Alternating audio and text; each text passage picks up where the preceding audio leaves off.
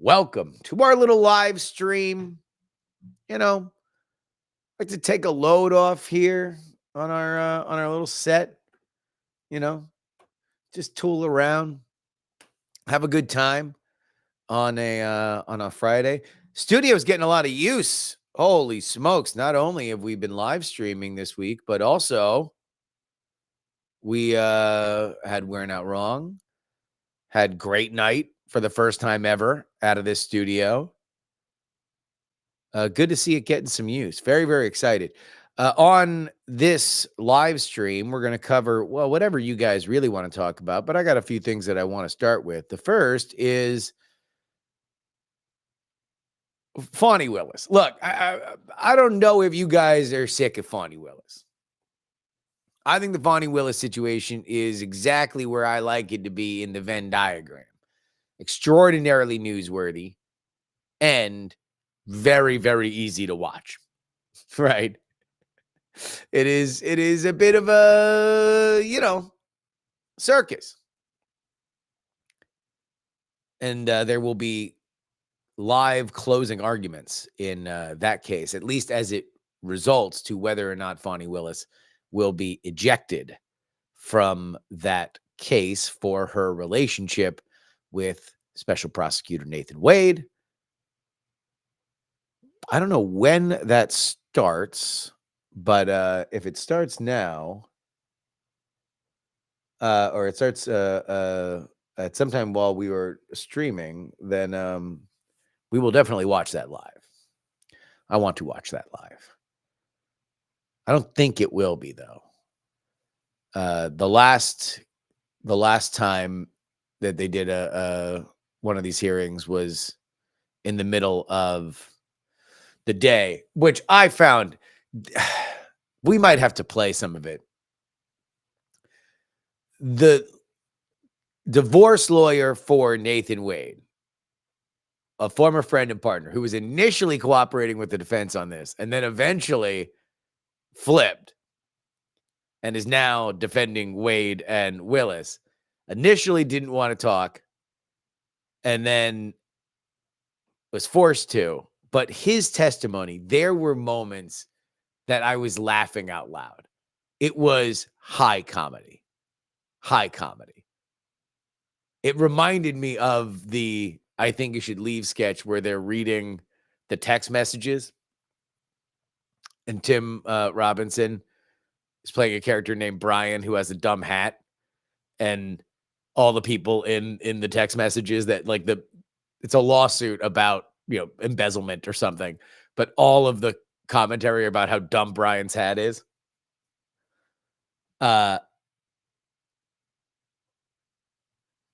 There was a line where this guy, he's doing his best not to say shit. Doing his best not to say nothing. And they just read the text message. Is this your text message? Yes. Do you remember sending this text message? I believe I do have a phone. And I am aware that fingers do type into a phone. I do not recollect exactly where I was when this message was sent, but I do think it seems plausible that, yes, I sent those text messages. And then the defense attorney reads it. I said, do you believe that they were dating before she named him to the special prosecutor's office? To which you said, absolutely.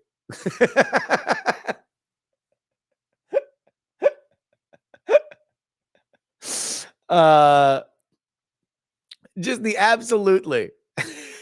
Because he was being so lawyerly. Like, he did not want anybody questioning him to get any momentum at all.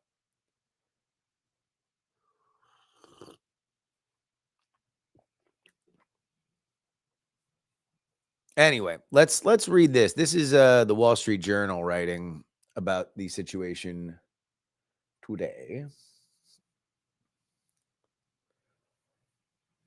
All right.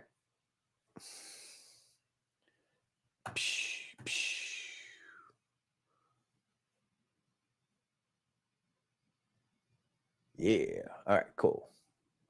Got my little picture in picture. Despite all the uncertainty in Donald Trump's Georgia election interference case, several legal experts said that one thing has become clear. Fani Willis's case has been damaged.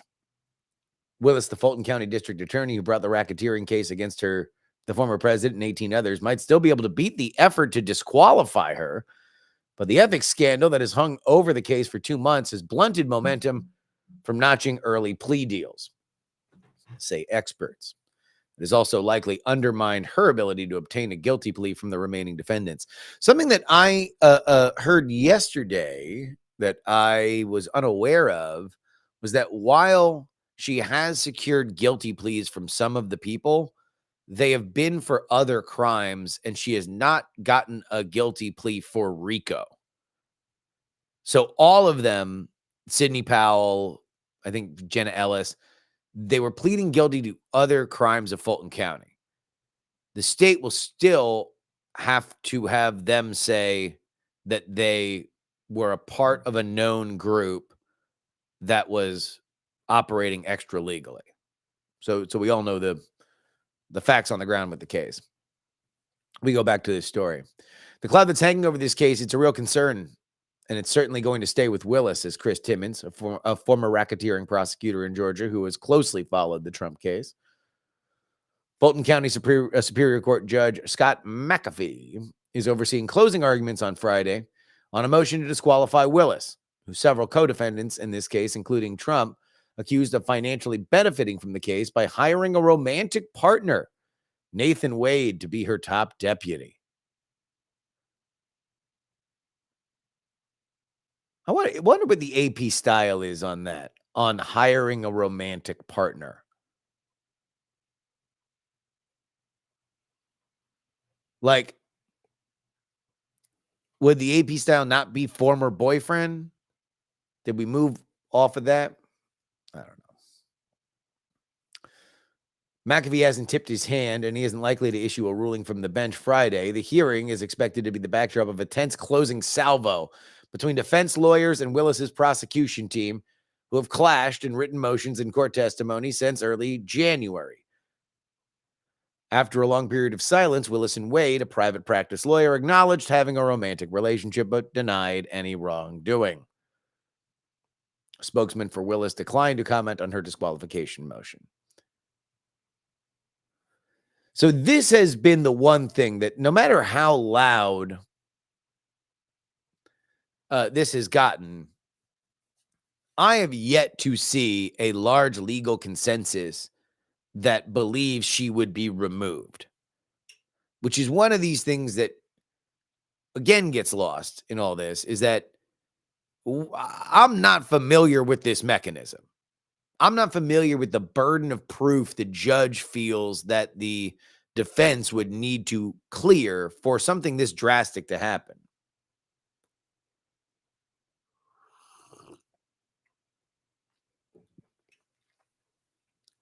The whole ordeal has enraged Republican lawmakers in the state who have renewed efforts to form a commission that could sanction or remove prosecutors. They also formed a panel with subpoena power to probe the Willis-Wade misconduct allegations. Those efforts won't go away, even if the motion to disqualify her does. Fani Willis and Nathan Wade both lost a lot of credibility, says Timmons, now a civil litigator and an ABC News contributor.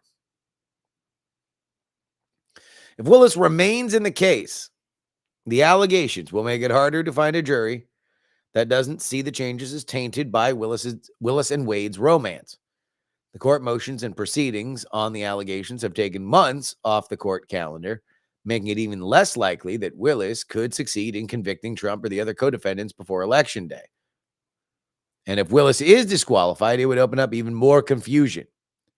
Under Georgia law, disqualification of Willis would mean her entire office would also be blocked from further prosecuting the case. A state agency would decide whether to assign the matter to another district attorney in the state.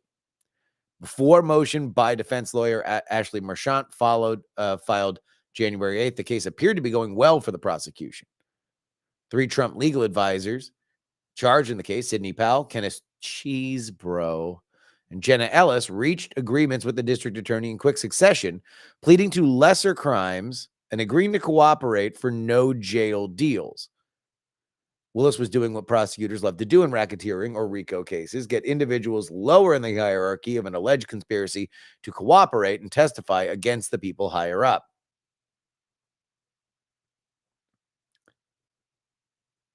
The most recent plea deal was secured more than 4 months ago.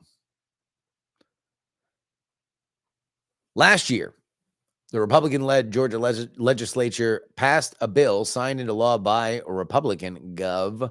Brian Kemp that established the Prosecuting Attorneys Qualification Commission, an 8-person panel that had the power to punish and remove prosecutors it thought was acting inappropriately.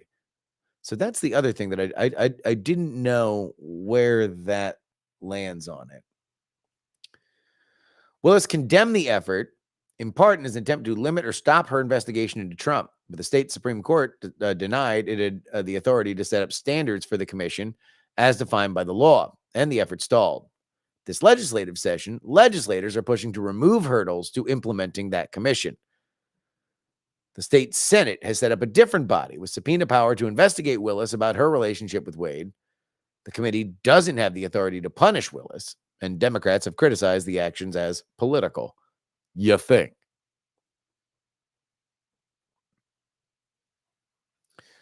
Two complaints have been filed with the Fulton County Board of Ethics about Willis, urging the board to investigate and take action. The board is set to discuss the complaints on March 7th.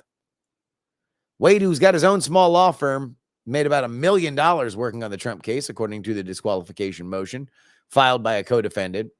The court filing asserted that Wade wasn't qualified for the role, noting he had never tried a racketeering case.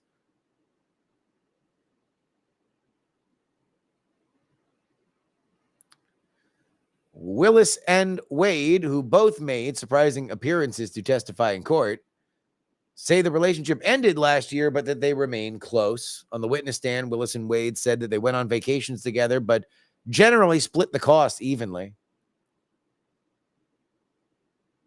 Defense lawyers have questioned the timeline Wade and Willis presented of their relationship, seeking to establish that they are lying under oath. Willis, 52, said she began a romantic relationship with Wade, 50, in 2022. Although the two had been friends since 2019, there were no romantic relationships between them when she hired him in 2021. Wade has put forth the exact same timeline. Initially touted as the star witness for the defense, Wade's former law partner, Terrence Bradley, took the stand twice, and on both occasions testifying he couldn't provide key details about the Willis-Wade romance. The testimony contradicted his previous statements, text messages, and emails to defense lawyers before the allegations came to light. Somebody U-turned that man. That dude got a talking to. I don't know who talked to him, but you don't go from fully cooperating to saying, "Oh, I don't know. I don't even realize if I know Fani Willis or Nathan Wade." I don't know. I've heard of him.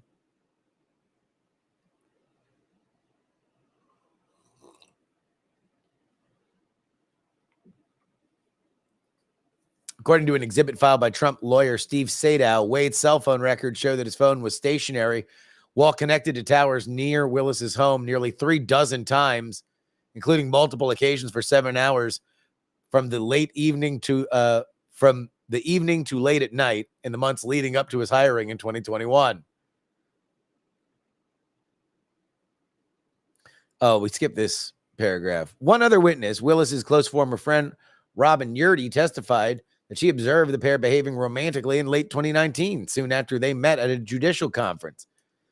The state questioned whether Yurdy, who left the Fulton County District Attorney's Office after disagreements with colleagues, was personally biased against Willis. You should also remember that Willis was staying at Yurdy's home. She was renting Yurdy's home. Yeah. Bruce Willis, Dwayne Wade, I didn't even know they were friends. The state argued that the records were improperly entered as evidence and that Wayne's phone presence somewhere within a densely populated multiple-mile radius proved little. McAfee hasn't ruled on whether cell data can be included in the evidence. The success of the disqualification motion could hinge on what legal standard McAfee uses in his ruling. McAfee had said he could apply an appearance of impropriety framework, an easier bar for Willis's opponents to meet. To get Willis off the case, defense lawyers would only need to show that her actions could lead a reasonable person to conclude that there was wrongdoing. And I think, let's apply the Jen Briney test to this. Jen Briney is somebody that desperately wants to see Trump tried and convicted in this case. She believes that Fani Willis should resign. So a reasonable person to conclude that there was wrongdoing, I think the burden of evidence seems to have cleared that now. But some legal observers, we continue, say McAfee should apply a different test.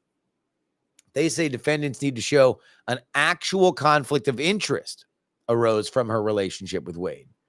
The evidence presented by the defense fell short of showing that Willis had a direct financial interest in prosecuting Trump, said Anthony Michael Crease, a Georgia State University law professor. In the court of public opinion, there are many conservatives who see impropriety. Some Democrats have been energized by Willis's performance on the witness stand, Crease said. She was combative and hostile. And while that might not be a great demeanor for a witness, it's different for a politician. She shored up her base with her defiance.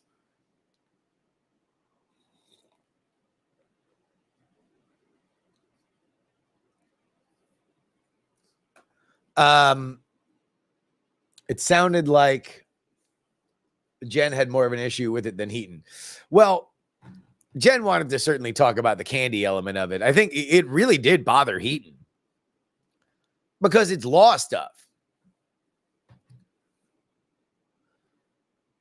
Like,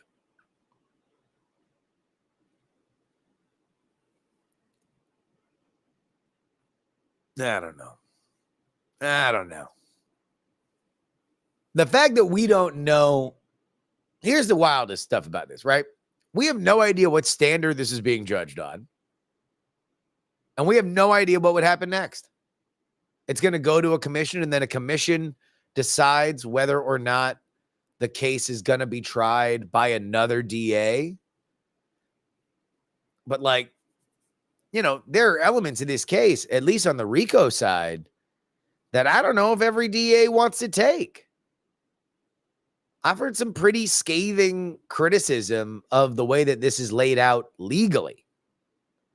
Regardless of whether or not you think the alternate slate of electors, the fake electors, whatever, the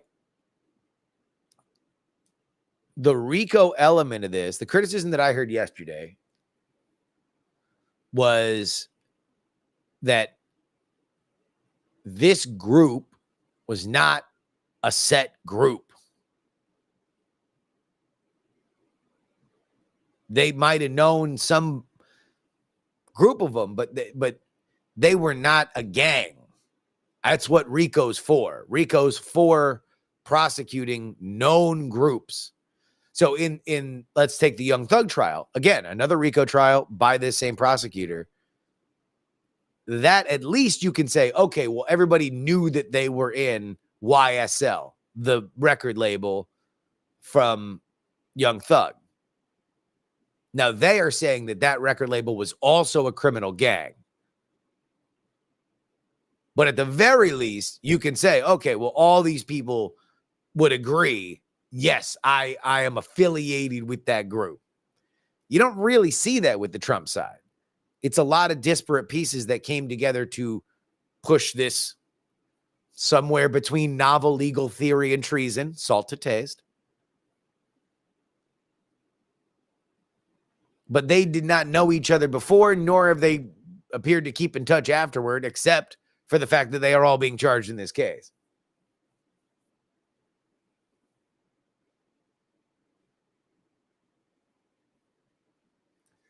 They will all say that they are MAGA members. I mean, but that's the problem with RICO is you have to prove that this is a specific gang, right? That they are in contact with each other, that they know who each other are. More specifically, in the classic examples of these cases, that you can define an org chart. When you're prosecuting mobsters, what you want is for testifying witnesses to say, okay, well, I'm a foot soldier. I would report to this guy. This guy was ahead of this guy. This guy was there.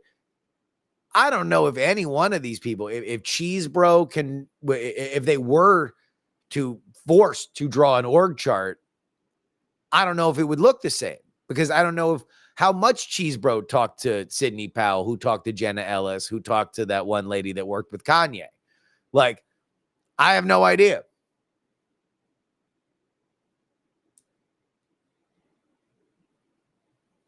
If it's so loosely tied together, why have the other lawyers pled guilty? So you can still commit crimes based on the state, even if this is not a RICO thing, right? And if it's not proven to be a RICO thing, then that case falls apart, but you could still be tried for these crimes, right? You could still be found guilty for these crimes. And so they'll be brought back up later. So as I understand the case, and somebody, if they understand it better than me, please let me know, is that they've pled guilty to other crimes, but not RICO. Now, maybe they were going to say that they were a part of this gang, but she has not gotten RICO confessions from those people. They have pled guilty to other crimes that are named in that lawsuit.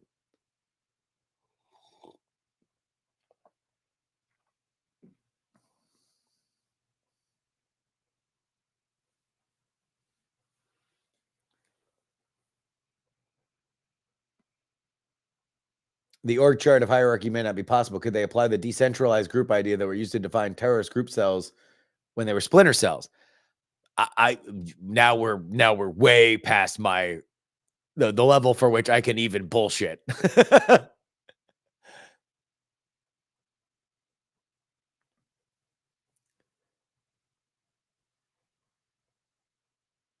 Yeah, I have no idea, because I don't know if those cases were RICO.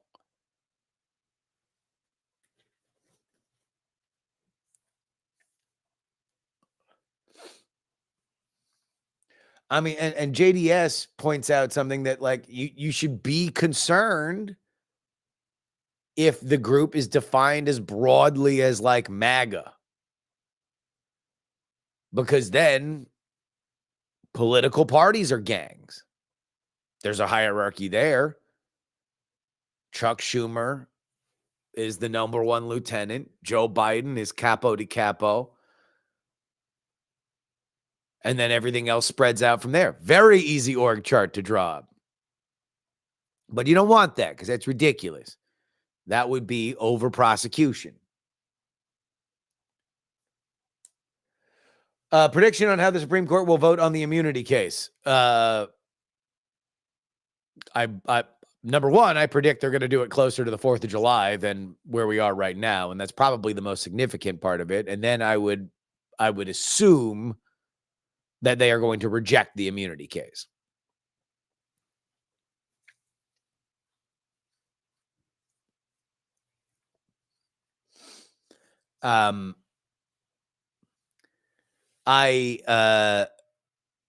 Nothing, even the conservative side, believes that the very textualist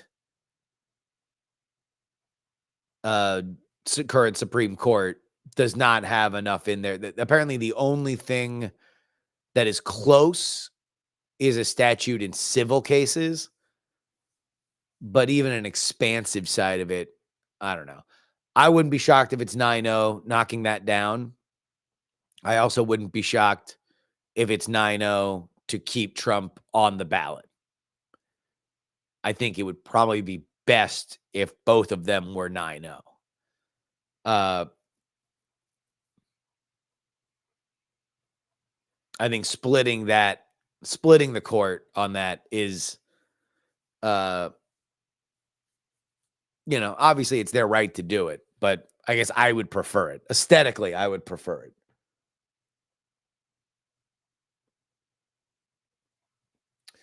Parikh on Twitter, why do you think they decided to take it on? Well, the prosecutor asked him to. Jack Smith asked him to. I think Jack Smith probably wanted them to just rule on it, faster. But when Jack Smith asks for the Supreme Court to review this, then, the Supreme Court says they're going to do it in an expedited fashion. They're like, well, we could wait until the fall, but we're not going to wait until the fall. We're going to hear it in April. We're going to rule on it in June.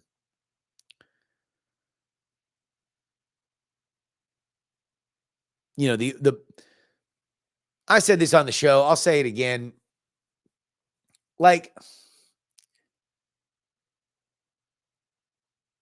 the criticism of all these cases showing up last year and this year and being, slated to be happening now in the summer months of an election year, the criticism is by the Trump administration and others, or the Trump campaign and others, is that this is election interference. And the argument against that has been something along the lines of, no, it's not. These things take time. The prosecutions are going to be going up against a sitting president. This is going to be a national case. They want to make sure that all these things are buttoned up and they are done professionally. They are done with proper care. And so these things take time, which makes the hysterical reaction to the Supreme Court hearing this and knocking the schedule back a little rich. When now all of a sudden it's, they're ruining the timing of this. And it's like, whoa.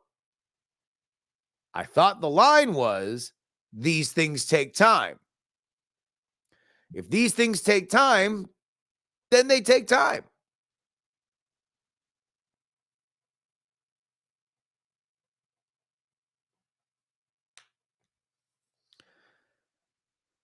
So look, you're not going to get a lot of disgust out of your boy for hypocrisy in politics. All right. You guys come to me because I'm not going to be a hysterical cheerleader on one side or the other. But it is, look, these cases are being slotted for maximum exposure. And if some of them start sliding further to the point where we will not have convictions in any but the New York case, and that looks possible. RICO cases take a long time. The Mar-a-Lago docs case is going to take a while. It's going to take a while just to get approval on classified docs on what can and cannot be entered into evidence. And now it looks like the January 6th case might not be ruled on before Election Day.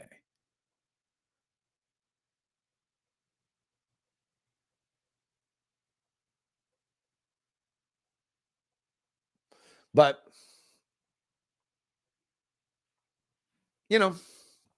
is what it is. Okay. We can take calls. If folks want to call in.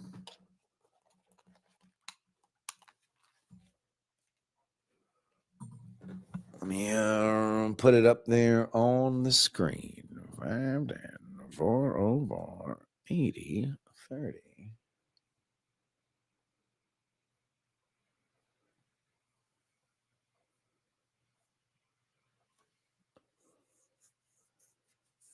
I should probably, hold on, wait a minute. I'll hide that.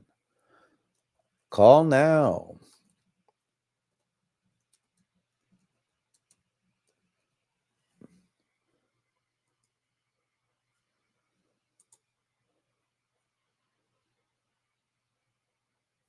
There we go. All right. Let's open the Schizype.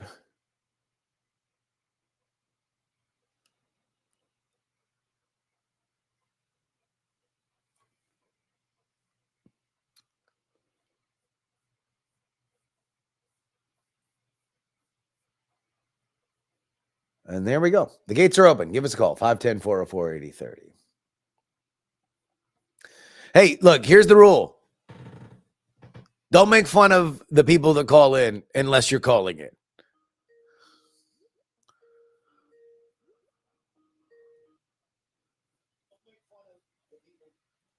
Caller, turn off your radio. All right, here we go. Okay. What's up? How you doing, buddy? Good, dude. I have a question about the Fani Willis case because I am confused. Go. I know you've explained it a few times. I'm definitely lost on something. What exactly are we arguing is the conflict of interest? I'm totally lost. She starts dating a guy. Right. She then gives the guy a very high-paying job that he may or may not be qualified for, and then goes on a bunch of vacations with him, which at question is how much she paid for any of it, when that money would be taxpayer money. So that she not only named somebody that was not great, but also she did it because they were romantically entangled and then enjoyed the benefit of the high-paying nature of that job. And this guy is in what association to the case itself? The lead prosecutor. Okay, so that's where I'm confused. So why would the defense be upset about that in any way when it's not like she assigned someone to the defense, right? It's all on the prosecutorial side. She cannot assign somebody to the defense.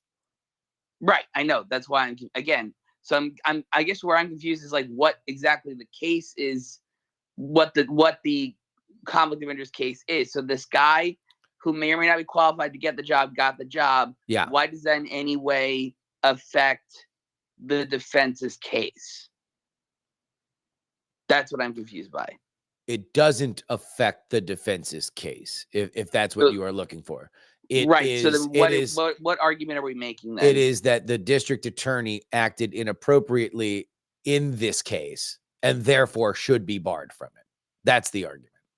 Got it. Okay. I think I understand now. That's where I was confused. Yeah. It's not anything specifically to do with the facts of the case with the Trump campaign. It is about general impropriety that happened on this case, which based on the law means if the judge rules X, Y, or Z, that she would not be able to be a part of it because she has acted inappropriately in the action of trying this case. Got it. Now I understand. Yeah. All right. Well, thank you very much. I will go out on that. Have a good weekend. See you, dude. Here we go. She's guilty in exactly the same way that Trump is. Everybody does X, Y, Z. That's shady in this field. Okay, but if you're going to shine a light on yourself, then you deserve all the shit thrown on you. So basically, the exotic vacations were paid for by taxpayers. That is the claim from the Trump side. Or it's someone Roman. I forget. It's one of the lesser known Trump RICO defendants in that case that their lawyers brought this.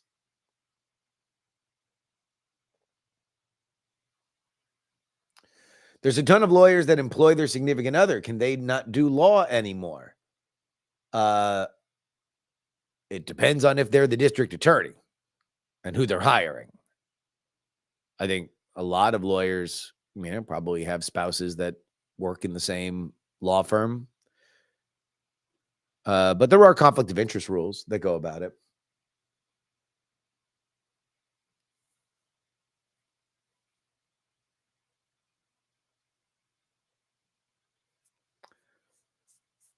They will question why everybody would throw their careers away over her and then imply that Biden and the White House made promises.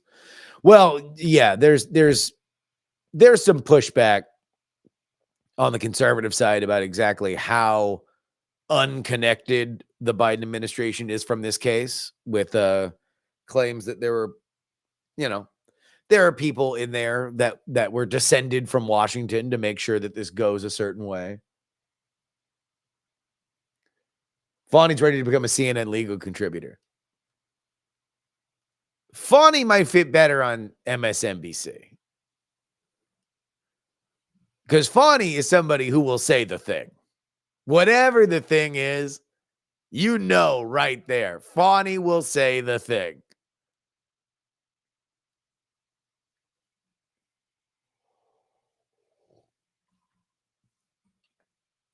I mean, CNN put Jeffrey Toobin back on the air. Toobin. Like, they're mobbed up. I don't know what, and I like Jeffrey Toobin. Aside from his extracurricular activities. I liked his OJ book. But, he's been on the air a while. You could probably move him along for some young blood, but nope. CNN went right back to him.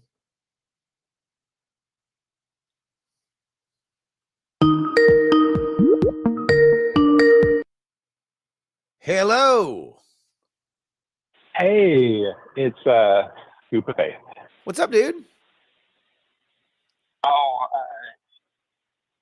as much as I hate to admit it, I think this whole thing's working on me. You think the what? All the legal stuff's working on me.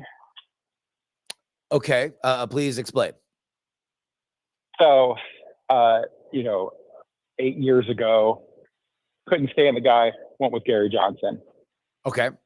Then Trump. We are talking about Trump, right? Oh, yes. Sorry. Yeah. Sorry, a lot of construction here. So no problem. I got a little distracted. And then 4 years ago, I voted for somebody's mom who will remain nameless. Sure. Because I couldn't stand either of them. Uh-huh. And now, even after, 8 years of being resolute with all this stuff, there's part of me that's like, I almost want to. You want to vote for Trump more than you have in either of the two elections. Yeah, like I would have chopped a body part off before I would have done it before. And lately, I find myself tempted. And mind you, my adult son is not a full lawyer, but he's in the legal industry. He works for a lawyer. And so I encounter a lot of law stuff, and just seeing all this. And I've been on a grand jury once, which was fun and exciting against the sheriff. Yeah. And so, when I see all this, and I hate it. So you view this as lawfare. You view this as politically motivated. Oh yeah, for sure. And that has for the first time made you feel that you are more likely to vote for somebody that you have had two chances to do that and you have passed on both. Yes. Why is that? What is the pull? What specifically with these cases? I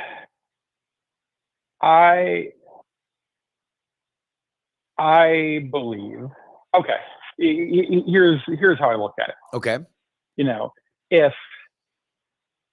If you have a riot, mm-hmm. you can arrest everyone who riots, but you can also look, what is the cause? There's something we can do to change.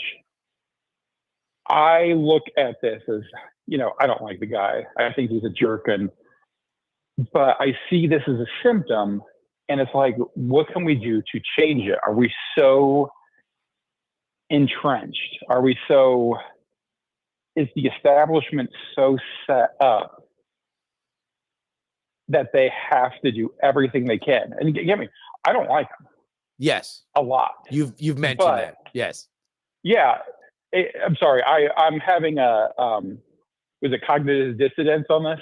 No, I think it's very, very interesting that there is this conversation that I feel like I have had a bunch of times with people who want to explain to me that they want to vote for Trump, or that they are more supportive of Trump than they've been in the past, that exactly follows your pattern, which is, Yeah. I don't like him. I don't find like it him. I don't disturbing. like him. I don't like him. I'm going to vote for him. Like that's, it is this element of,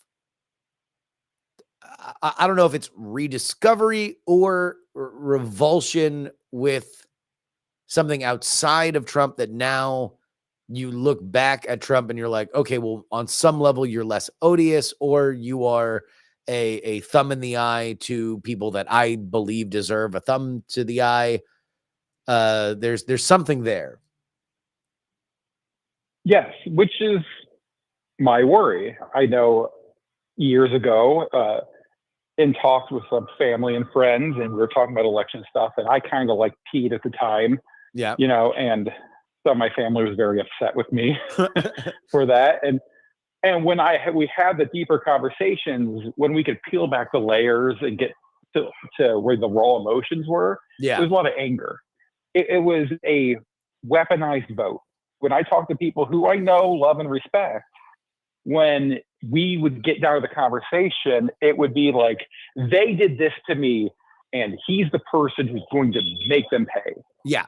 That's exaggerating a little bit, but that was kind of the thing. So I never liked it. But yeah. I think that's the example. And I don't know if we're talking about the same people here, but certainly that is the example that I've always used for his connection to the evangelical right, because like he's obviously not an evangelical, but Well, he is somebody that the evangelical right looked at as a righteous sword, a fighter in ways that maybe a Ted Cruz is not going to be. But most notably, he won. And that's something that an evangelical candidate had not done on a presidential level. Yeah.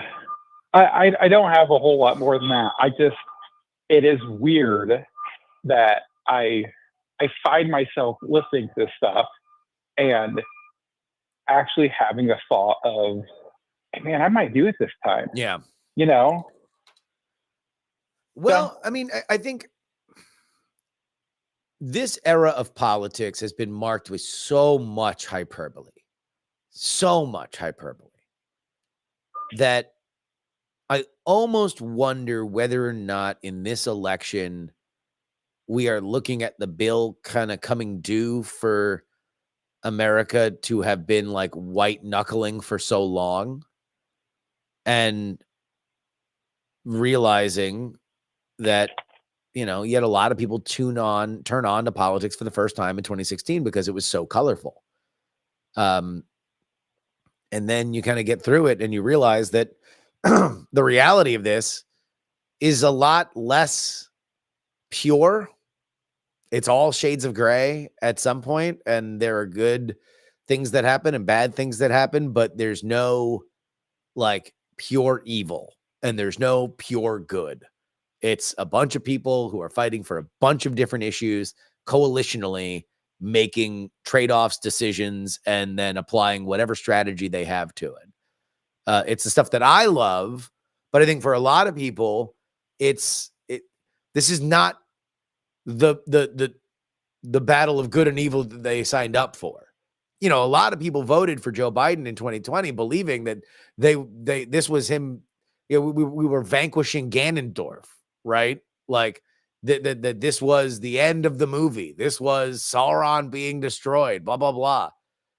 And then, life was kind of wasn't great. It could be worse. Inflation's bad, could be higher, but the competency stuff is not there. And now you look back at Trump, and for a lot of people, I mean, just by the numbers, I'm not making this up. Look, Donald Trump is more popular now than I think he's ever been in politics. Full stop. So if that's happened, the question that you reasonably have to ask yourself is why? And for you, Scoop, what you're saying is that part of it is these cases look like bullshit, which means Donald Trump's point of view on this and what he's highlighting is effective. Because that's what, you know, been indicted more than Alphonse Capone is his new line on this. I'm making a joke about what is without a doubt one of his biggest weaknesses. No, yeah. And I also think, and this is, you know, we have talked in the past, again, you talked to a lot of people, so I don't expect you to remember, about, you know, gallows humor, that if you are in a profession, I work in medical, see people die all the time. I see horrible, horrible things, and you meet people who have horrible stories along the lines of like your trip to the border, you know. Obviously, we're getting a lot of people around here who's made those trips. You're in the hospitals, you talk to them, you're trying to treat them. There's a school by me that takes in refugees, and just, it's horrible stuff. And I think you build up this reality, this dark sense of humor. And during this conversation, I've been thinking about it. A lot of people I know who are in that ideological spectrum of, you know, Biden is going to save us. Yeah. When I talk to them, they say a lot of things to me like, if only the uneducated masses knew, they wouldn't like him. You know what I mean? Yeah. Only if. And then I talk to them about their lives, and it's, yeah, my dad was a doctor, and so I became a pharmacist. You know, these are privileged, very non-melanin people who talk about this life they had. You can say white. You can say white. This isn't Google Gemini. You can say white. Yeah, so a lot of people, white people, who will go there and they give me this thing, and then they basically say, you know, these stupid people don't know. Yeah. And I'm like, well, you've never been through what they've been through.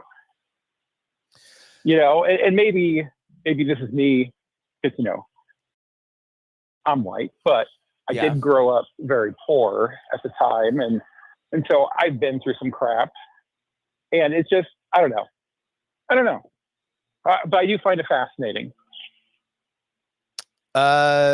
Yeah, it's I think we're in an interesting phase.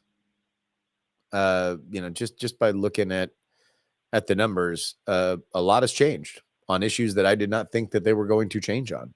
Like, I did not think that the border would be something that Democrats and independents were, you know, dialed in on in a way that they are right now. And again, a little cognitive dissonance here. As much as I hate to say it, and I thought of this because I listened to ICS, and they were making fun of shipping people off to other states. Yeah.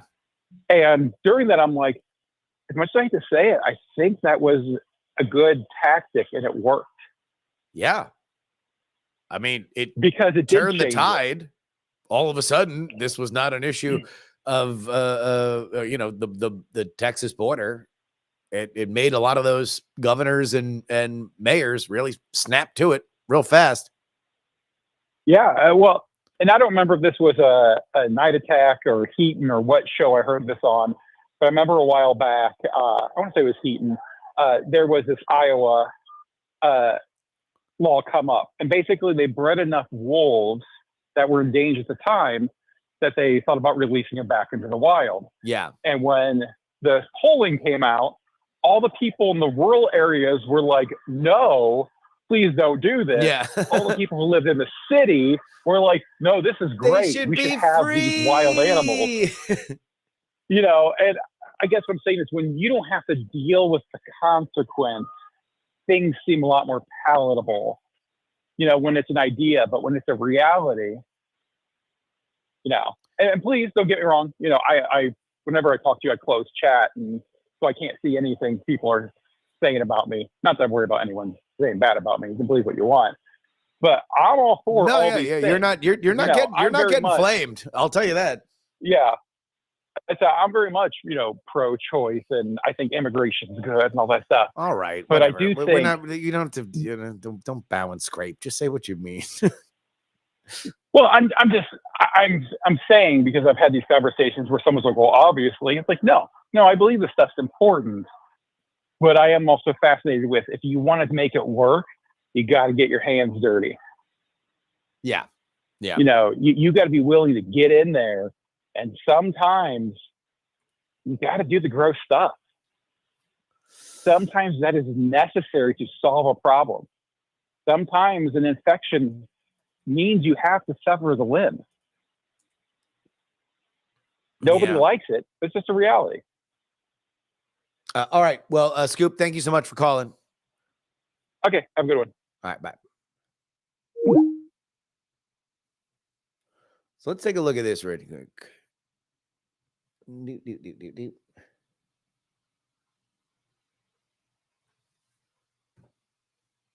Do Americans have a favorable or unfavorable view of Donald Trump? Right now, he is at 44%. He is 7.7% unfavorable. Let's take this on back to 2021, right? This is right after January 6th.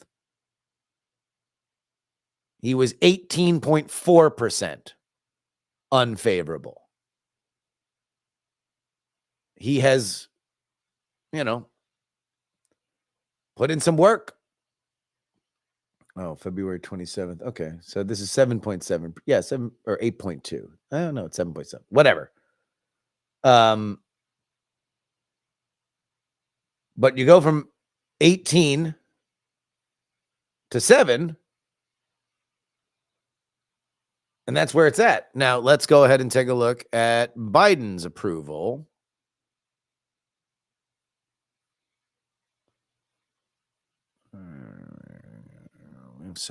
We have good fucking polls here, so it's actually harder to find Biden approval. There we go.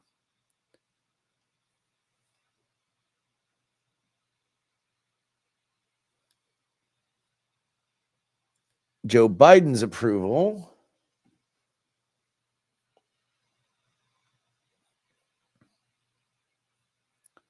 Real Clear Politics average has him at a lower approval rate, 41, so 3 points lower than Trump, and then a higher disapprove at 55.9.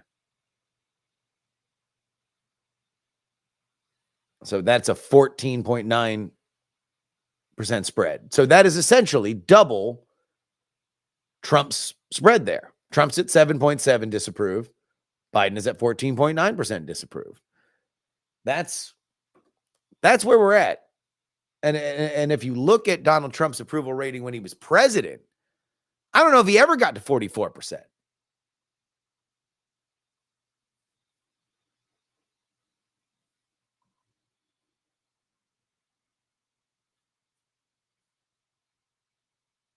Is everybody having a problem with the with the sink, or is it just Merrill? What is the consensus here? I just want to see whether or not. Okay, everybody's having a problem with it. Okay, well then let's try to flip the audio.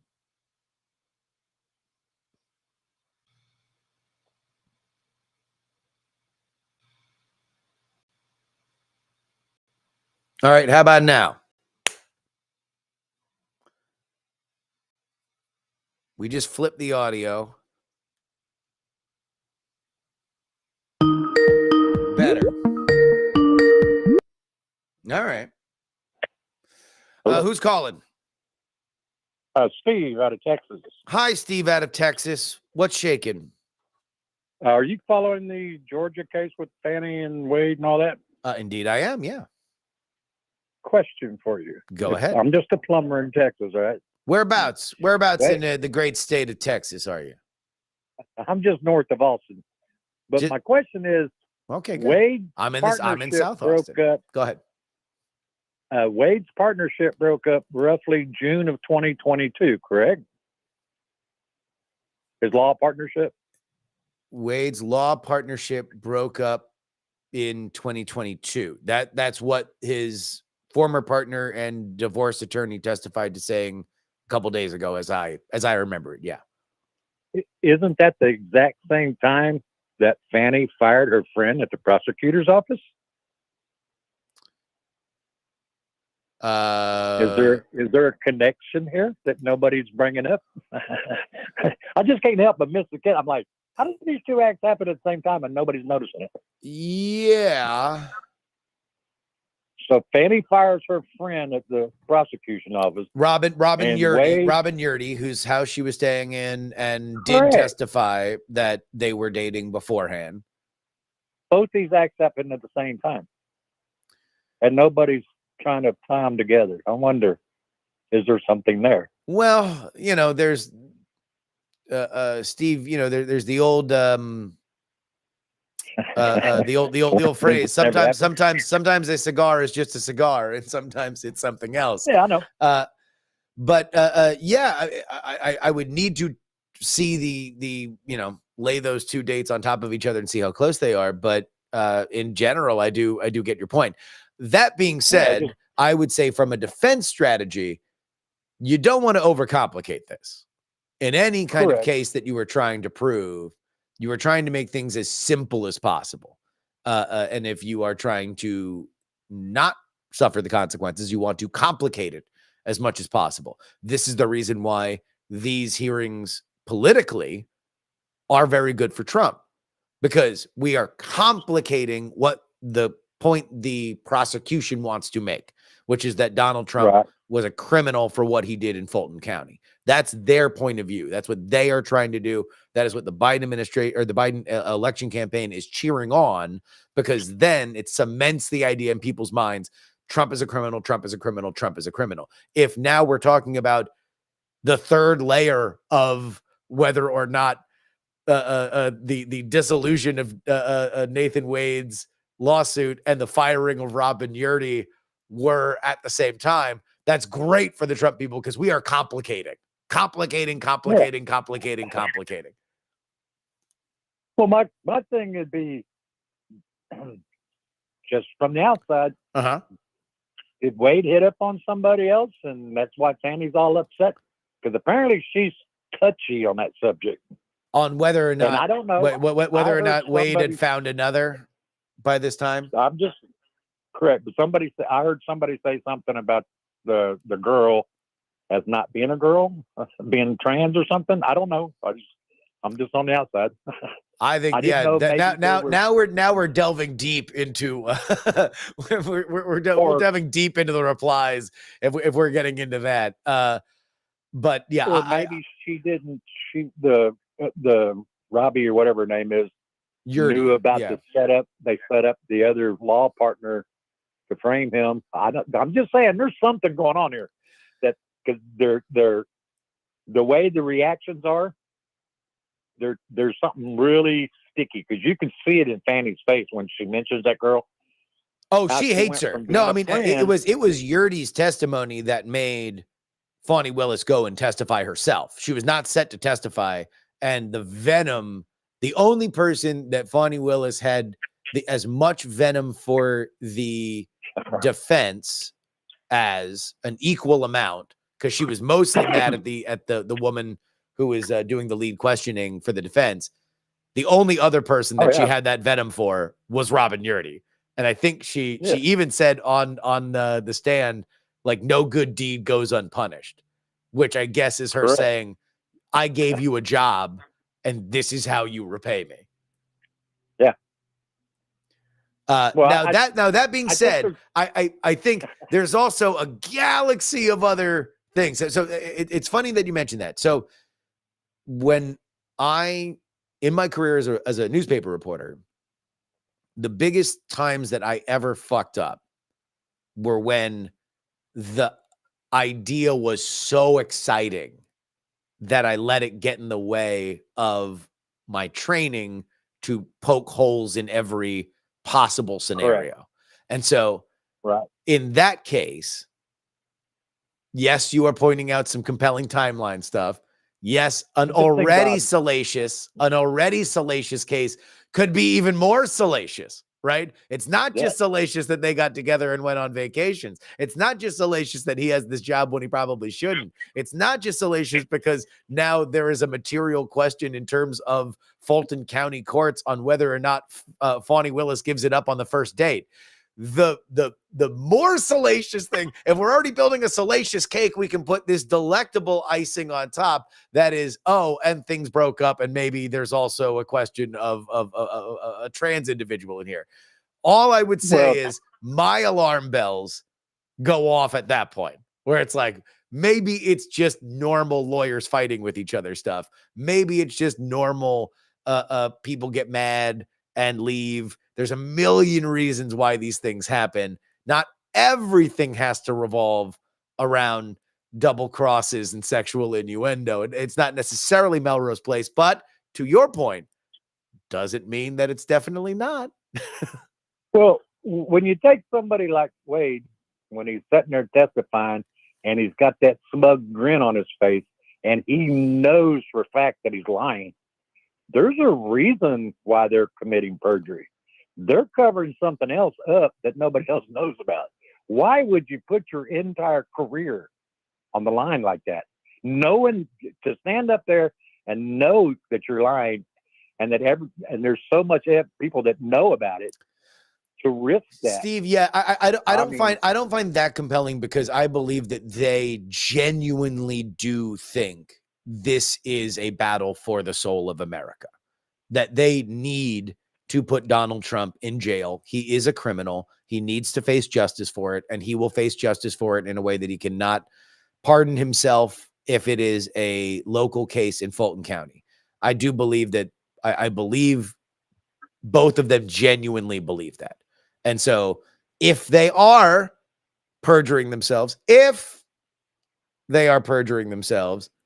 that to me is a understandable enough motivation for why they would do something so, fill in the blank, stupid, illegal, whatever. Right. I mean, if Wade has been there since before she went in her office, and he was in charge of hiring and firing her staff and stuff, that shows that this relationship is really old. And then it's just the way he testifies with that grin. And then when they can get him pinning down to questions and he starts sweating and drinking lots of water, I enjoy watching a prosecutor going through the same thing that they do to other people. Well, that's the wildest. The wildest thing was them trying to throw dirt on the cell phone stuff. And it's like, you're a district attorney. You use this evidence all the time. All the time. What's good for the goose is good for the gander. Yeah. Yeah. I do, the lawyer, Wade's ex-friend, ex-divorce lawyer that testified, I laughed out loud multiple times listening to that. And I said it earlier on the stream, but I'll say it again. Just him using every lawyer trick of sir, do you remember sending this text message? I am aware that I have a phone. I am aware that I have fingers. I am aware that when I use my fingers on my phone, I often send text messages. So I would say it's plausible that I sent this text message. Like, he was just, and then the text message is like, were they together before he got named? And he's like, absolutely. It was something comedic to like how many words he was using to say yes or no. And then in this text message, it was just question, one word, definitive answer. Correct. And then the comment about the trips to Florida and Texas and all the other trips. Yeah. Well, in Texas and in Florida were a lot of Democrat meeting groups. They met right here in Austin, Texas in 2019. Yeah. There's photos, but they're not giving the dates of the trips. So anybody can go on local sites and stuff and look up photos and see if you can see Fani Willis together. Where do you think they were? Down on 6th Street? Having a good time? Dueling pianos? Nancy Pelosi even came in. Oh, look at that. Well, no, she was down for South by Southwest for sure. I know that last year. Yeah, they come every year. Yeah. Yeah, I guess tis the season. All the politicians are going to be rolling into town. All right. Well, Steve, thank you so much for calling. We got some more callers coming in, so I'm going to let you go. But thank you so much. Don't appreciate your answers. Absolutely. Bye-bye. Hello, who is this? Hello. Hello. How are you? I'm fantastic. Who's calling? I'm enjoying the argument. My name is Tina. I'm calling from Pennsylvania. Whereabouts in good old Pennsylvania? Good old Pennsylvania. Oh, I'm a Southern girl, though. that's so you are in the what is referred to as the red tea of Pennsylvania. Yeah, well, I would call it more than red tea. I call it a big old brown pile. Oh, there we go. All right. What's popping? Well, I've been sitting here this morning and I was watching the first time he took the stand compared to the second time he took the stand. Where we are talking about the lawyer, the divorce lawyer for Nathan Wade, Mr. Bradley. I think, yes. Okay. He remembered everything last week. He only said, I recall, I think a couple times. Yeah. And then you pop over to Tuesdays and he's looking directly at Nathan Wade. And this is what I think they need to do. Honestly, the they Trump need to defense. subpoena this dude, Gabe, because he's the husband of the chief of staff for the district attorney's office. Mm-hmm. And they need to get Jocelyn in there, because you can't tell me that these two guys that shared an office space for 10 years were not bros.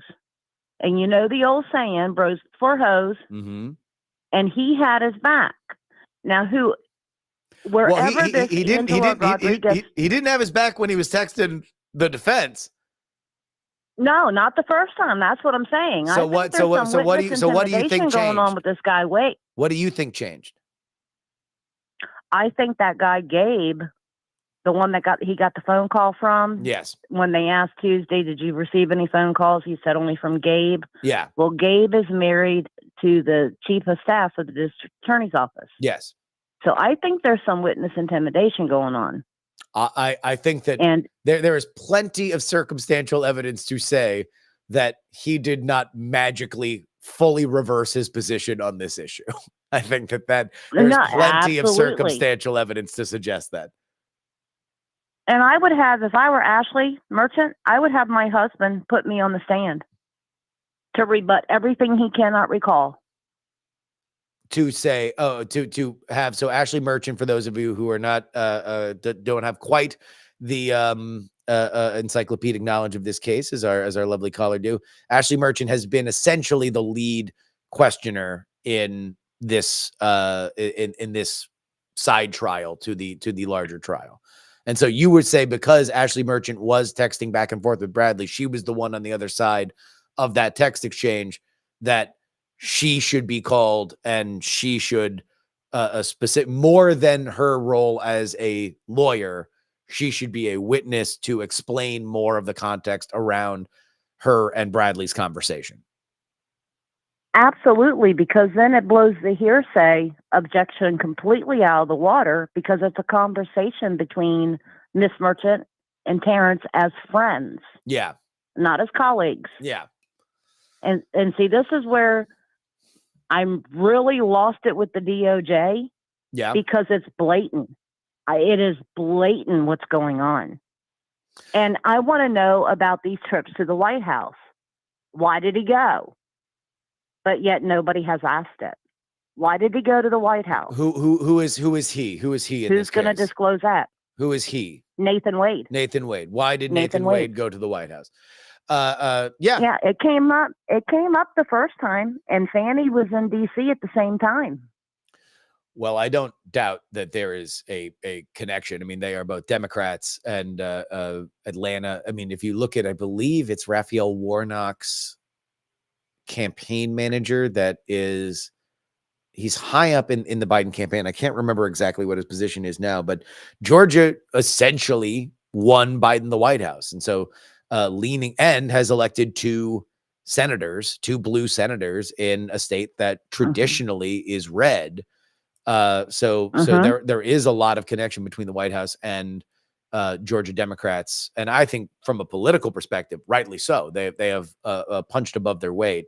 Now the question is whether that bleeds over into stuff like the DOJ. Can I ask you a question before we go any further into this? Absolutely. How do you see this race going in Pennsylvania? Because Pennsylvania is a very this is Trump country. Where you are is Trump been... country, no doubt, right? If you are in the Pennsyltucky region, as you put it. Yeah, but our elections are geared. I mean, they win with Pittsburgh, Harrisburg, and Philadelphia. Yeah. But Philadelphia has been so crime-ridden that they hate the DA there. So I can actually see this state go red because they're attacking our farmers. Now, all this stuff with the ag, they want to get rid of all the agriculture. They're attacking the farmers. The drugs on Kensington is unreal. And I'm going to be honest with you, a lot of the Democrats up here cannot stand Biden. Can't. And if you take 22 William Penn Highway from Philadelphia to Pittsburgh, it's about, a 6-hour drive. Yeah. You'll see maybe 1 or 2 Biden signs. I mean, but here's that's what the really thing, though. Ticks me off about Pennsylvania. But let me let me ask you this though, because I agree with all that, and the argument from the Democratic side is when people are talking to each other, you certainly have the opinion that you are reflecting. When people are polled, you see that more and more. But when they actually go to vote, the governor is Shapiro and the senator is John Fetterman. So even in those situations, Pennsylvania has voted blue. Why do you think this will be different? Because we won't have any boxes being pulled out of the table. There's going to be plenty of poll watchers. And it's my hope that our House and Harrisburg folks, our senators and our representatives, it's my hope that they hire the amount of attorneys that they need for the bigger polling stations. Like the polling station I go to, I could go any time of day. I won't have to stand in a line because I live in the country. Yeah. But in Philadelphia, Harrisburg, Allentown, Scranton, Pittsburgh, your larger cities, I'm really hoping that they hire these attorneys that I'm hearing that's going to take place. Fetterman, I don't know if you've noticed, is agreeing more and more with the moderate right than he is with the radical left. Well, I would I don't know what happened there. It kind of blows my mind. So I would assume, did you vote anyway? Did you vote for John Fetterman? Oh no, you did not. Like I said, no. He and I have a history. You don't like. He does not like me.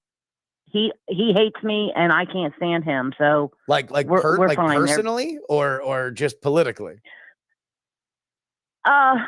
I'm going to say professionally. I run an advocacy group for the state of Pennsylvania corrections officers. Oh.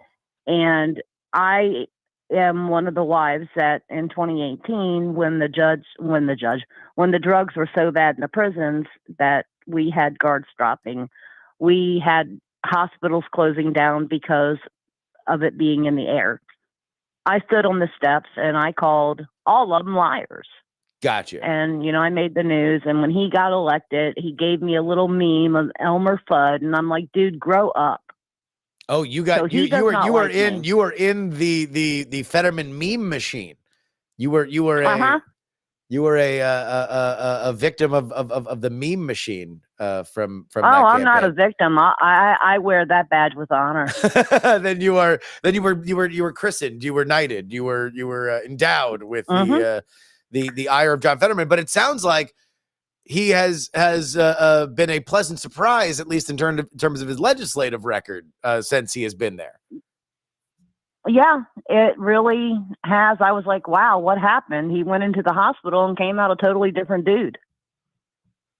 Yeah. He really did, as far as his policy. Well, I mean, I think the biggest thing that I've noticed, and I've not done a deep dive on it, but I did follow that race very closely. I mean, Israel seems to be the big defining factor for him, at least in terms of breaking from the progressive left. Yes. It is. And that's what's going to be his demise. You think He will not have that seat. Really? Yeah. The cities are more the ones calling for a ceasefire. But Yeah. if you ask the in-betweens, people like me, we're like, no. You know, this is the way that we think up here. Okay. What happened over there on October 7th, Mm-hmm. God rest everybody's soul, will eventually happen here because we've let all these fools in. Yeah.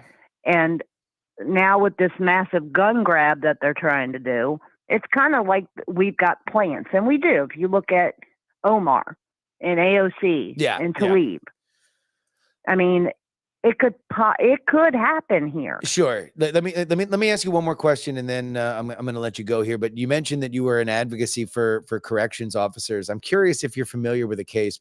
Back in a long time, back in the day, I was working for the Allentown Morning Call out in the Carbondale bureau, and one of my favorite stories that I've ever covered was about a prison guard, and this is back in 2003, 2004 times, just to give you a sense. That would have been before my time. Okay. I was a Florida resident at that time. You were a Florida resident. Well, this is a prison guard who actually was transitioning, and it was a big thing. But yeah. Anyway, all right. If you're not familiar with the story, then I won't bore you with the details. But I'll have to look it up though. Yeah, no, it was a crazy story, and I heard about it from a meeting, like a city council meeting out there in Carbondale, and I wound up following it because the prison guard, the transitioned to female prison guard, wound up getting choked out, and somebody escaped because of it. But that was way back in the day. Yeah, it was a crazy story. I interviewed her a couple times. Wow. We have Rachel Levine. I mean, yeah. All right. Anyway, can I say one thing before you let me go? Indeed. Go ahead. America, please open your eyes.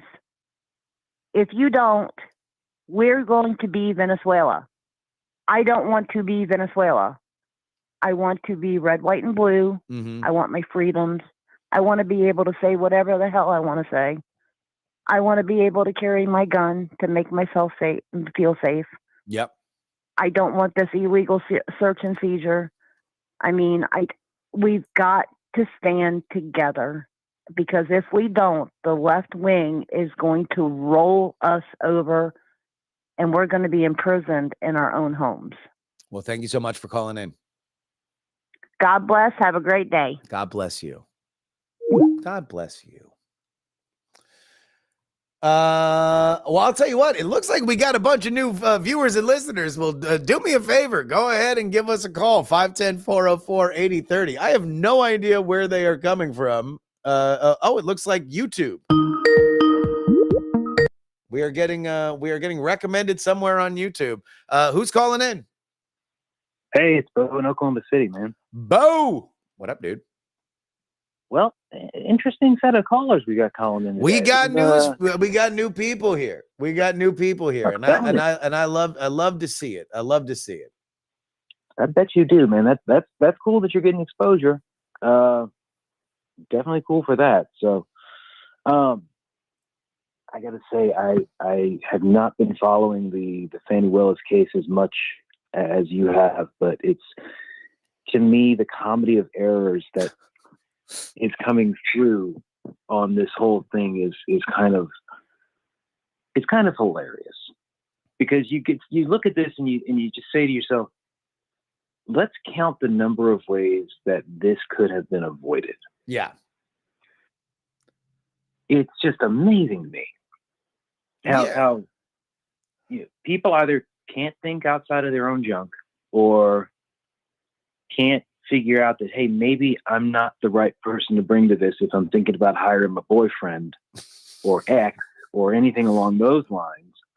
to handle this case. Well, remember, she says that she did not hire her boyfriend. She hired a respected lawyer that she believed would try this RICO case, although it would be his first. So he was going to be a rookie of the year. And then and only then, with the big, case lying before them, did they look into each other's eyes and say, maybe we should bang. Yes. Because How she did many- not give it up on the first night. She was very specific about that. She was very specific, and she was very offended that Jem Marchant insinuated in her mind that Fani gave it up on the first night. Which It's I amazing. tend to subscribe to the Andre 3000 if we're going to be talking about Georgia voices.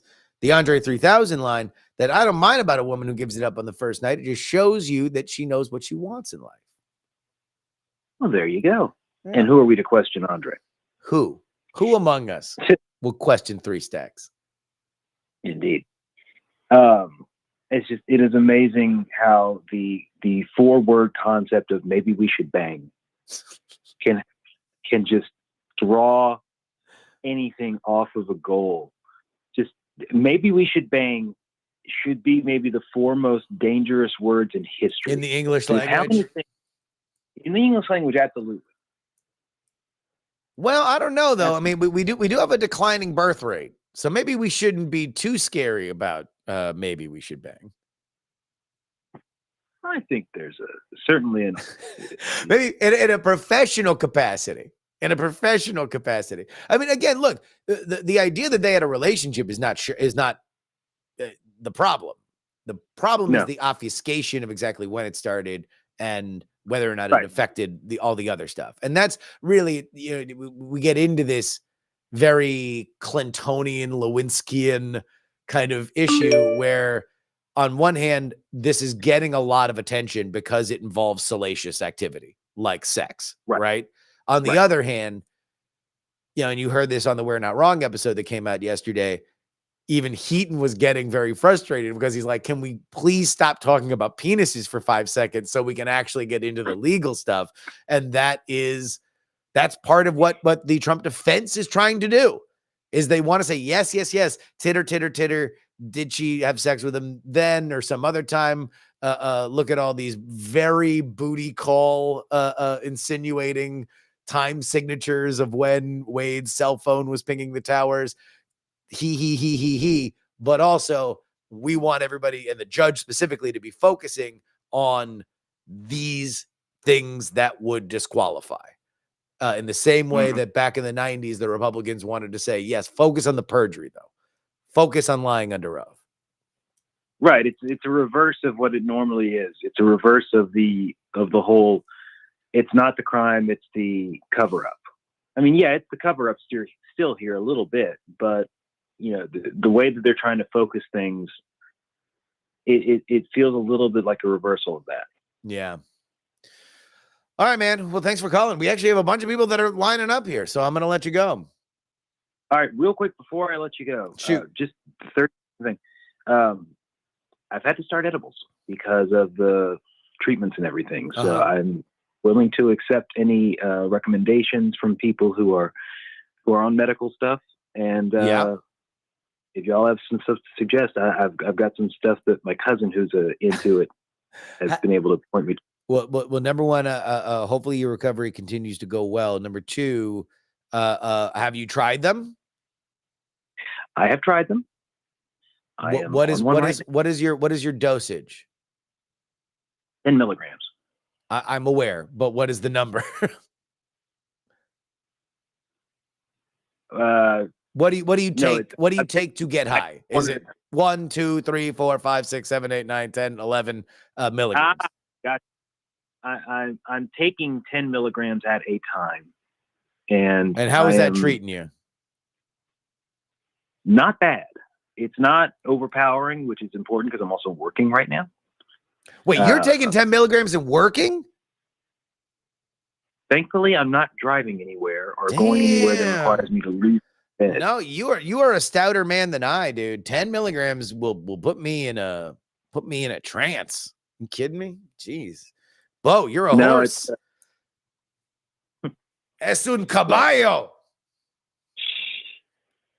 I guess it's because I was waiting till 45 for taking this stuff. I don't know. Maybe. Well, I'll tell you what, brother, continued good tidings on your recovery, and always feel free to call in. Appreciate it, man. Talk to you later. Peace. All right, we got a lot of people calling in. Go ahead and give us a ring-a-ding-ding.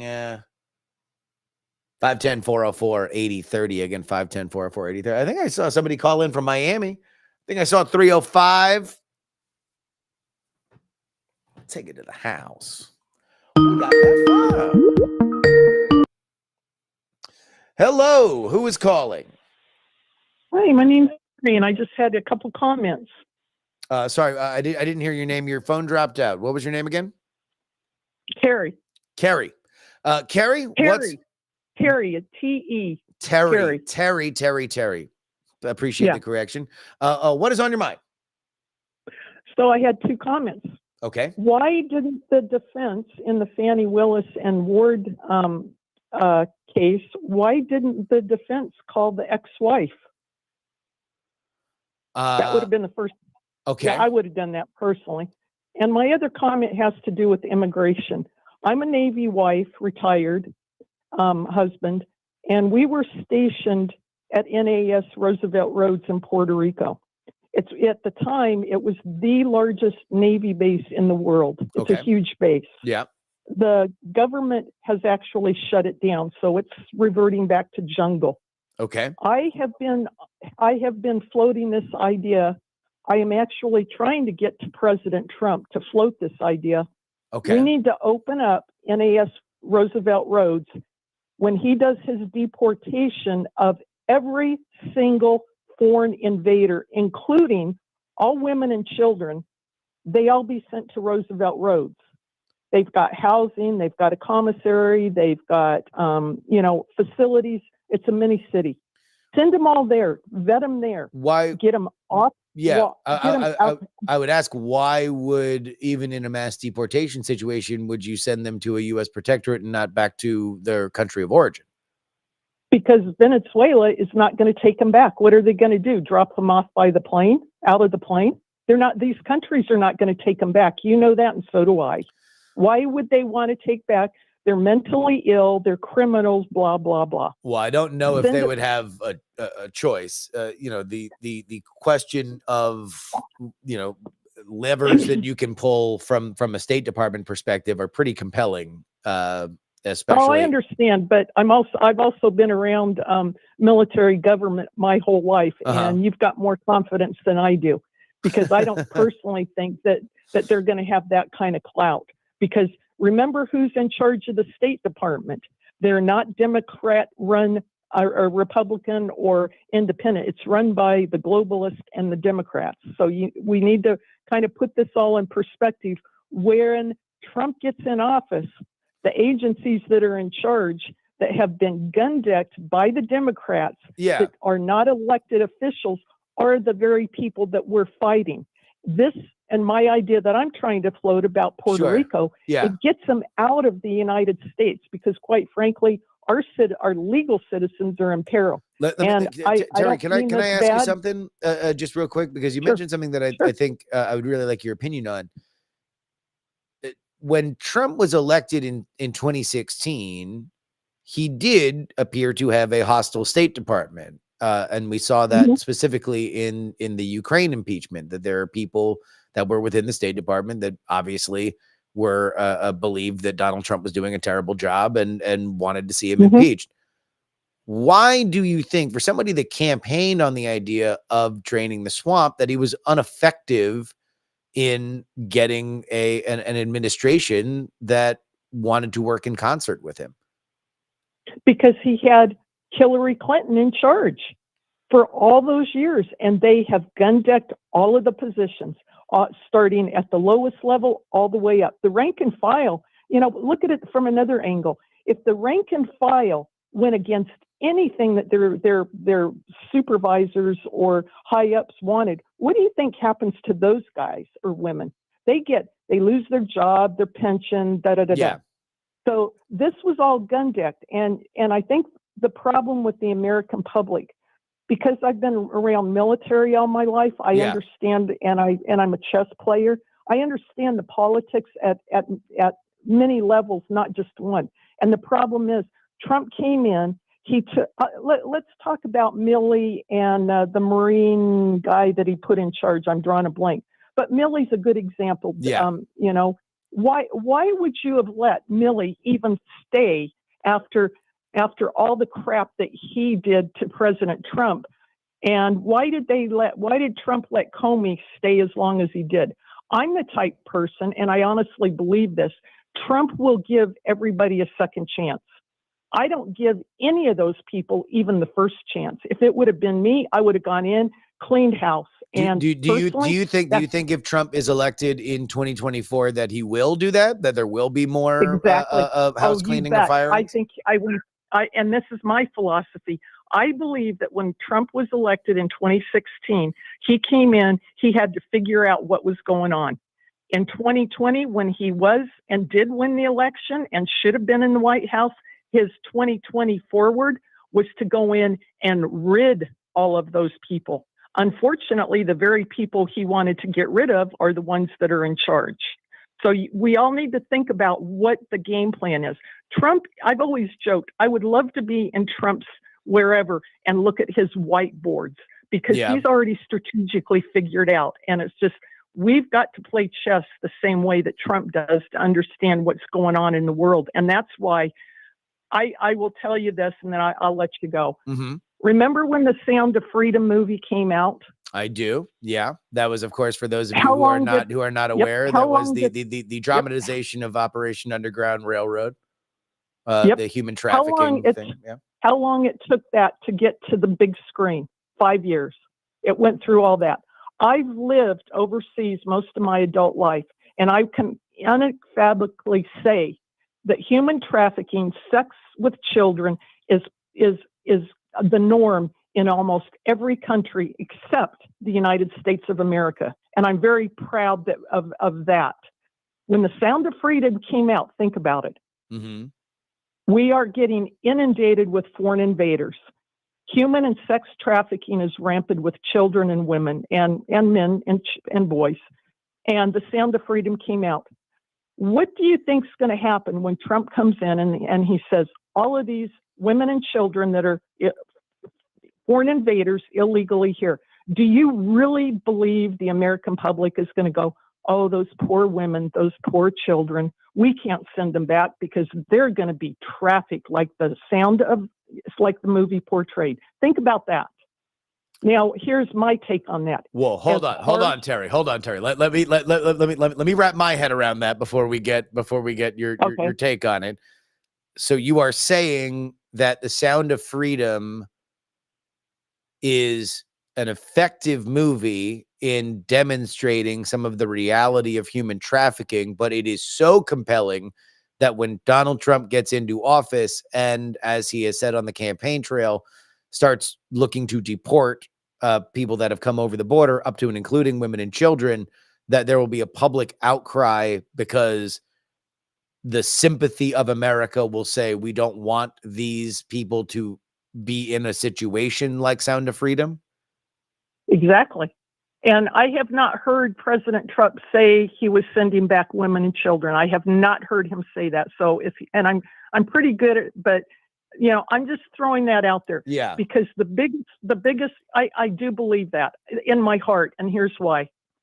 All of us have family members that are legal American citizens. And I'm not talking DACA. I'm talking true legal American. Sure. We can get into the American Indian, and I'm not talking about that. Okay. Legal Americans that are here.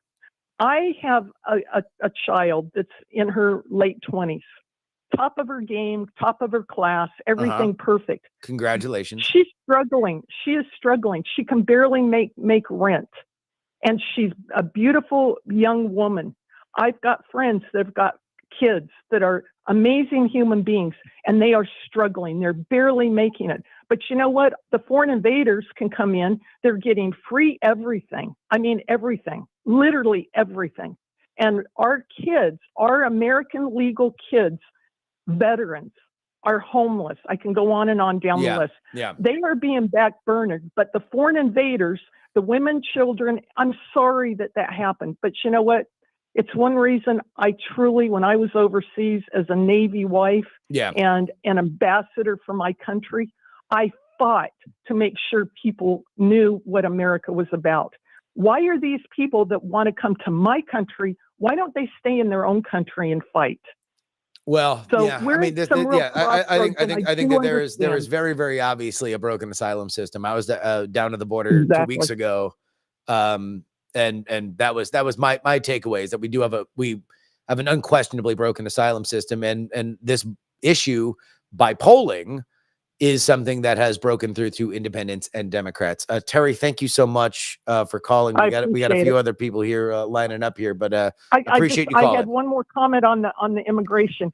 The high school Terry, sorry, we're gonna have to go. We're gonna have to go. But thank you so much for calling, Terry. Okay. All right. Thank you. We're gonna have to stay on until we get 10,000 concurrence. I'll tell you what. I don't know what happened. I guess YouTube actually does have a recommendation engine, unlike Twitch. Twitch, is what it is. But I don't know. I should have been doing this shit before. Give us a call, 510-404-8030. Again, 510-404-8030. I know every time that we have a call, there are like 2 or 3 other people that are trying to call in. So I do know that we have people sitting there. Go ahead and give us a ring, a ding, ding. Should I do the next? I'll offer the next caller to do that. I will do a Rush impression. We've gotten some gunmetal gray conservative calls here on the show today. So in honor of our new friends calling in and offering a conservative perspective, you will have the option of the Rush Limbaugh voice. If go ahead, phone in Friday here on the program on the JRY network. I know, certainly. Well, I don't understand how Fani Willis is still on this case. Although I, dear listeners, would like to offer this word of advice. I believe that the defense trying to protect the 45th and 47th president of the United States, Donald John Trump, should lay down their swords. They should say, Fani, we believe you. You and Nathan indeed got together after. Because I will say to you now that after watching the absolute clown show that has been their handling of this issue, I can say the Trump campaign should be salivating at more Fani on television. More Nathan on television.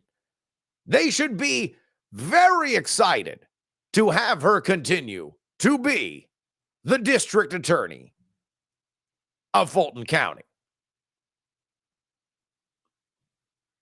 Who looks, Snerdly, who looks at what's happened and says, yes, that's the exact competence and precision you want in trying a RICO case. The most complicated legal maneuvers there are. You look at Fani Willis with a tall glass of Grey Goose and say she's the mother brain. She's definitely going to land this plane. I quite simply, listeners, do not. God, I really wish I would have had the beep.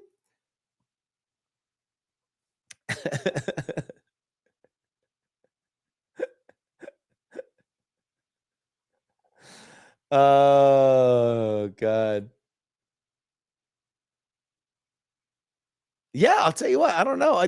We had We had people calling in throughout the entire time. So yeah, the TIB network.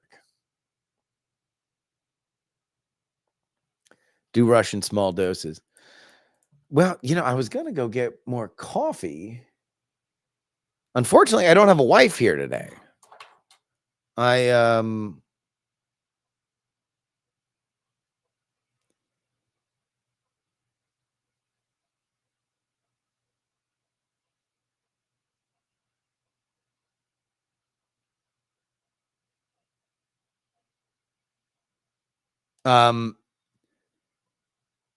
My wife is out of town for a potential work thing.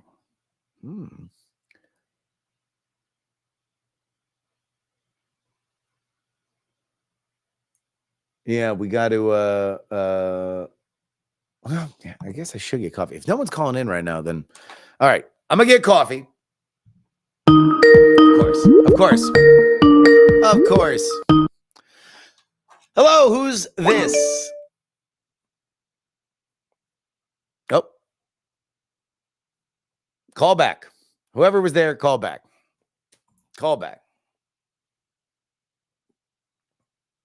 We got to teach the birds how to get you coffee. How's Ashley's fun employment going? You never know. Might be some developments on the horizon. Hello, who's this? Hey, Jerry, this is Old Growth. What Long up? time listener, first time caller. What up, Old Growth? What's going on? So I got some down and dirty just political technical stuff I want to talk to you about. So you've heard about the kind of protest votes that are happening in I guess Michigan with Gaza. Mm-hmm. Yeah. How much do you think that is an actual threat? I see this a lot of individuals who were, let's go with Biden, switching that calculus. It said Trump is not a better option, but I'll be damned if I'm going to support this. You see that as a real threat that might affect the ability for Democrats to pull this across the finish line. In short, no. I don't believe progressives when they say they're not going to vote for Joe Biden. I just don't. History says they will vote for him. They will come home. And, if they don't, it's a terrifying prospect for Joe Biden. But in general, I do think that if Biden is going to win this election, a few things need to happen. Number one, the economy's got to be good, not just better, good. I believe that he is going to want to have at least one of the two major wars that he is connected to, preferably the one in Gaza, to be over. And I think he's going to need the progressive flank to understand that they're going to have to hold their nose, and Biden will have to be tacking to the middle. The give backs that Biden needs to do now politically, based on polling, are all things that piss off progressives. And so it's going to be, you got to eat what you're given. And this is the reality when it comes to coalitional politics.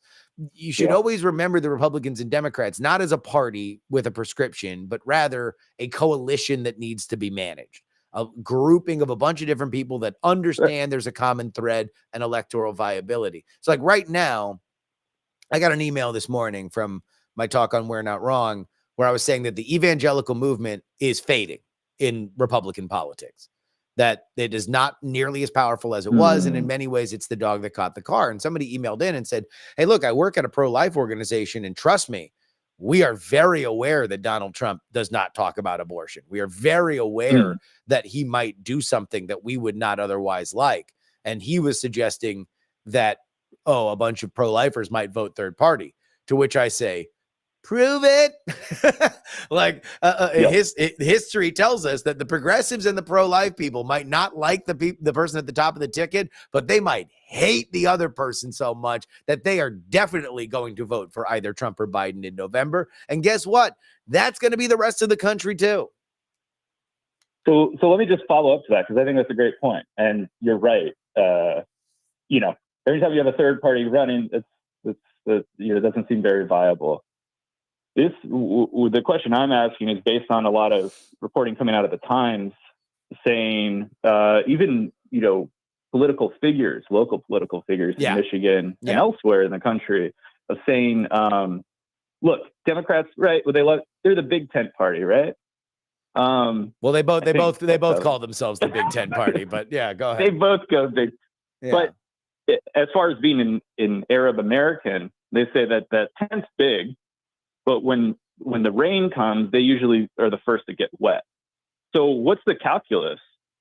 And this also aligns with more polling that's coming out saying there's more Hispanic and African American, Black individuals, people of color who are in a significant way pulling more towards Trump. Right. So not theoretically, so, that's another one where sure. I will believe it when I see it. I will believe in 30% Black vote for Trump when I see it, because we often get polls like that.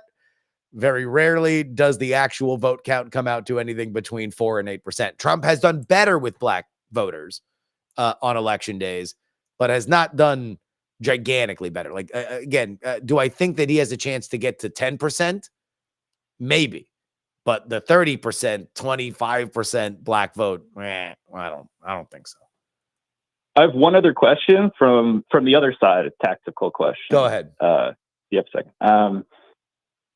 So there's big talk in CPAC recently. This is coming out. So there's talk at the top of the leadership of switching strategies of actually embracing early voting, ballot harvesting, and things of that nature. It doesn't seem to be articulated by Trump. No. And so I think strategists within the Republican Party are making the calculation that if this is going to be a tight race, we need to pull out all the stops. We can't have that BS from before. Yeah. Do you think that there will be a more full-throated push for that? Or do you think that will be, it's hard to predict, right? But I guess that's where I see kind of a big tactical, a potential for a tactical error on the Republican side that seems to be not having to do with Democrats. Not potential, a real tactical error that the Republicans have no one but themselves, and really Donald Trump, to blame for. And it has hurt them in the midterms. It hurt them specifically this last special election, the Santos special in New York on Long Island. Yes. That was a race in which Democrats banked a ton of votes. Republicans were like, don't worry, E-Day turnout's going to be a big thing. It's a blizzard, right? So people aren't going to leave their houses much. Guess what? Any vote that you can get, you win by. Donald Trump won the election in 2016 because of mail-in ballots, especially in places like Arizona. Like this is a strength, a natural strength that the Republicans should be taking advantage of.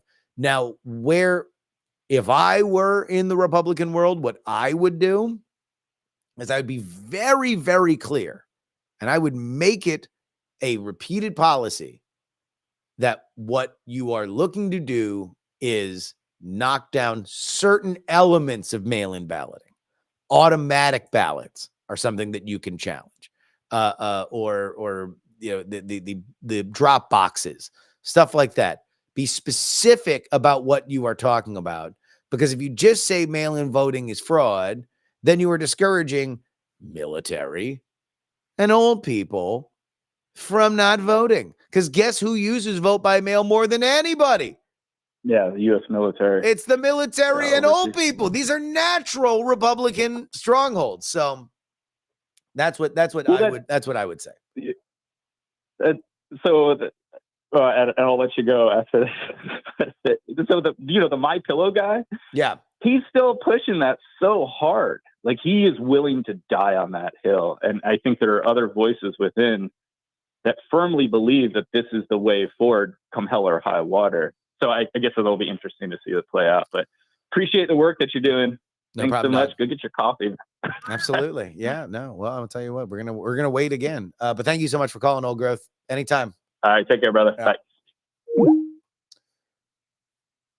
Yeah, JDS. I very much enjoyed the Ruthless Variety program. I would recommend it to anybody, left, right, or center, if you want to understand good X's and O's. I've been listening to that and Hacks on Tap in terms of like just getting the real blocking and tackling side of it. Those are like people who have been in the trenches.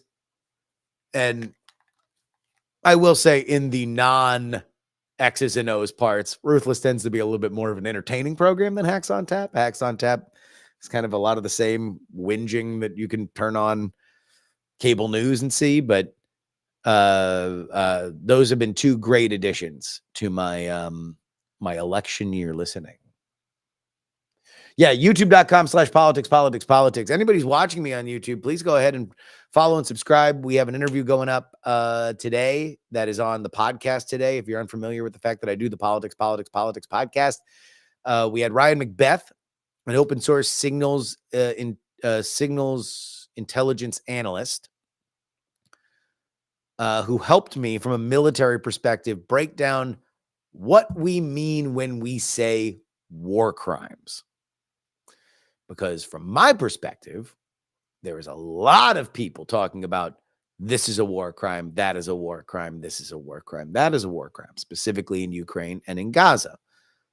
So beyond just being something that you say when you don't like what is happening in a war, I wanted to know the specifics. And so we got into it. I believe that this is a very prescriptive interview. It is not a persuasive interview, as in to say, I think the only examples that we give of war crimes are things that have happened in the past, because I just want people to be smarter about it. Because I don't think that just saying, well, I don't know, it just feels like people say war crimes and they just kind of mean, I don't like what's happening in this war, which, by the way, everyone has a right to not like. They don't say war is nice. They don't say war is fun. They don't say war is great. They say war is hell. And I think in both of those war zones, if you look at the cost of human life, yeah, it is. It's hell.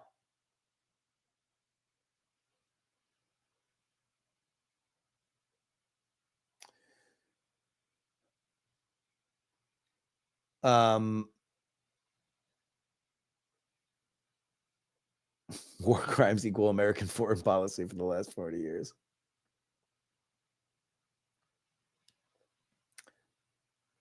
Shooting starving people, getting flour.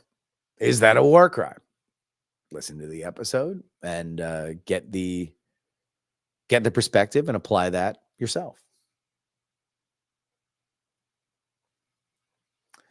Yeah, I guess we got a little juice. We got a little YouTube juice, but all of a sudden we were showing up in some recommendation engine.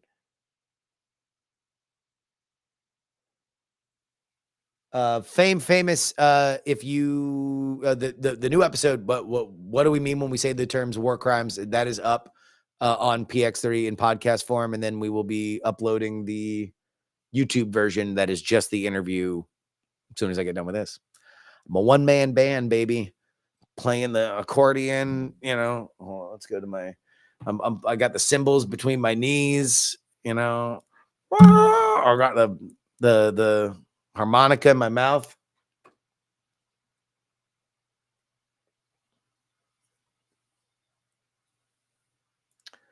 What was the other podcast? The Ruthless podcast. So Ruthless is run by it is 4 dudes. 3 of them run a group called Cavalry, which is a Republican group. They are all experienced political hands. I believe all 3 of them came out of Mitch McConnell's office at having spent various different lengths there. And then they are joined by Twitter provocateur, Comfortably Smug, who, yeah, it's a great show. I like the show. It reminds me a lot. The DNA of the Ruthless program is very Rush Limbaugh meets Tony Kornheiser. For whatever reason, any show that comes out of DC is obsessed with the animals. It's just I don't know what it is with DC, but Tony Kornheiser is at a long-running animal revolution, and the Ruthless program has the exact same thing. But I would say that those were those are the two influences that I detect from the outside.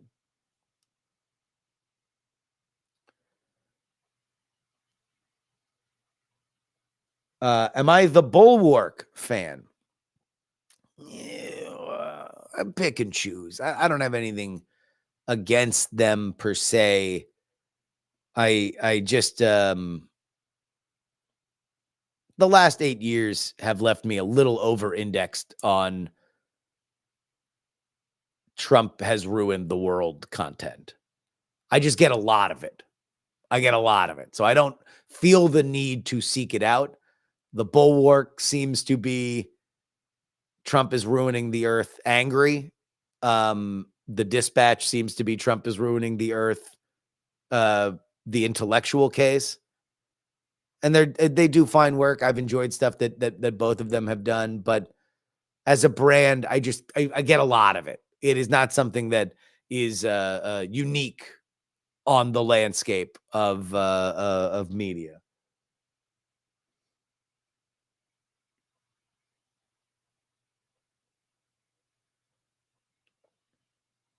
All right. Well, hell, you want to know what? I'm going to wrap it up then. I'm going to get coffee and I'm going to drink it by myself without talking. But I want to thank everybody for coming on. Thank you to everybody who's watching for the first time or watched for the first time. I don't know what the F happened, but phone in Fridays. Nobody wanted to Rush Limbaugh. You know, it's a shame. Till next time. This is your old pal, Justin Robert Young, saying goodbye, farewell, auf Wiedersehen, good night. I don't know. I don't have a thing. I don't have a sign off. Have a good weekend. I hope everybody has a good weekend. I think the weather is going to be good. I'm